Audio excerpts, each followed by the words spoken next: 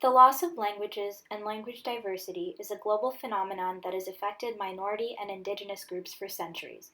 With the advent of internet technologies, there is abundant evidence that points to new media technologies and social media as a potential solution. Language, culture, and identity are inextricably tied together. Though language is one of several features that mark cultural identity, many regard language as a cornerstone of cultural diversity because it is the vector through which information and unique aspects of a cultural world are transmitted. Yet most of the world's language heterogeneity is under the control of a very small subset of the global population. About 94% of the world's population speaks 6% of the world's languages, and conversely, about 94% of the world's languages are spoken by 6% of the world's population. These figures have come about due to structural suppression of minority languages and indigenous cultures.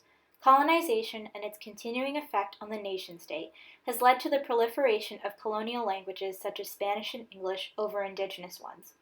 With such levels of structural inequality continuing among languages, it is critical to look to external means of language preservation. Social media may provide a hope for minority languages in an environment where even state policy pushes against their endurance.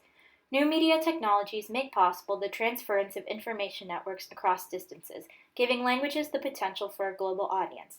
This audience includes both people from outside minority language communities and members within these communities who, with social media, can use their native languages even when living outside their ancestral homelands.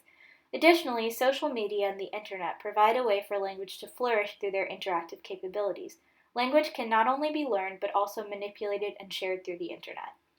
As an example of how specific indigenous communities are making use of social media for their languages, take a look at Jaki Aru, an organization of young people from the South American indigenous Aymara community in Bolivia.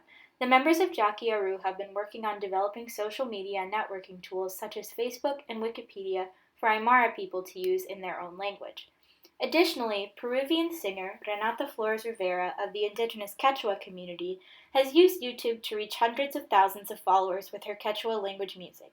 Using a fusion of pop, trap, and traditional indigenous instrumentation, Rivera has been able to draw in a younger audience while promoting the Quechua language and culture. For the work of Jaki Aru, Renata Flores, and like-minded individuals and groups across the world, access to the internet for both content creators and consumers is necessary for their project's sustainability.